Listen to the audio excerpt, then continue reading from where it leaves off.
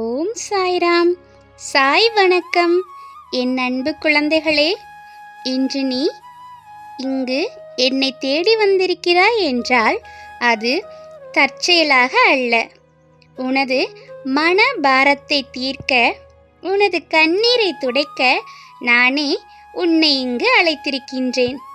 ஒரு நிமிடம் உன் உலகத்தை மறந்துவிட்டு அமைதியாக கண்களை மூடு. நான் உன் அருகே இருக்கிறேன் என்பதை உணர்ந்து கொள். நீ எதை எண்ணி வந்திருக்கின்றாயோ அதற்கான விடை இதோ உனக்காக. உனது போராட்டங்களை நான் புரிந்து கொள்கின்றேன். தங்கமே, உனக்கு என்னென்ன கஷ்டங்கள் என்று எனக்கு நன்றாக தெரியும். பொருளாதார நெருக்கடி, குடும்ப பிரச்சனை, வேலையில் நிம்மதியற்ற சூழல், அல்லது யாரோ உன்னை காயப்படுத்திய வழி, நீ அழுது தீர்த்த அவ்வளவு நாட்கள். எனக்கு மட்டும் இப்படி நடக்கிறது சாயப்பா என்று என்னை நீ கேட்டு நொந்து போய் இருக்கின்றாய். ஒன்றை மட்டும் நினைவில் கொள் தங்கமே, தங்கம் நெருப்பில் காய்ச்சப்படும் போதுதான் அதன் மதிப்பு அதிகரிக்கின்றது. உன் வாழ்க்கையில் சோதனைகள் உன்னை உடைக்க அல்ல, உன்னை செதுக்குவதற்காகத்தான். வாழ்க்கையில் வெற்றி பெற நான் 2 வழிகளை சொன்னேன். ஒன்று நம்பிக்கை, மற்றொன்று பொறுமை. விதை போட்ட உடனே மரம் வராது. அது முளைப்பதற்கு சில காலம் ஆகலாம். அதுபோலவே நீ விதைத்த நம்பிக்கையும் உழைப்பும் பலன் தர சற்றே தாமதமாகலாம். ஆனால் நீ பொறுமையாக இருந்தால் நிச்சயம் பலன் கிடைக்கும்.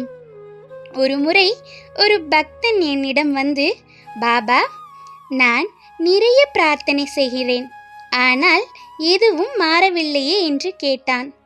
நான் அவனிடம், நிலத்தை தோண்டிக்கொண்டே இரு, தண்ணீர் வரும் வரை நிறுத்தாதே என்றேன். நீயும் அப்படித்தான், உன் நம்பிக்கையை விட்டுவிடாதே. நான் உன் பிரார்த்தனையை கேட்டுக்கொண்டே இருக்கின்றேன்.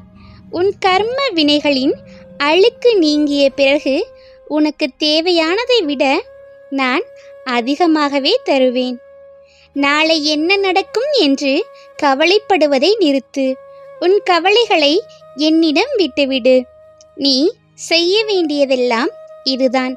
காலையில் எழுந்ததும் ஒரு நொடி என்னை நினைத்து, இன்று என்ன நடக்கும், இன்று நடப்பவை அனைத்தும் நன்மைக்கே என்று உறுதியெடுத்துக்கொள்.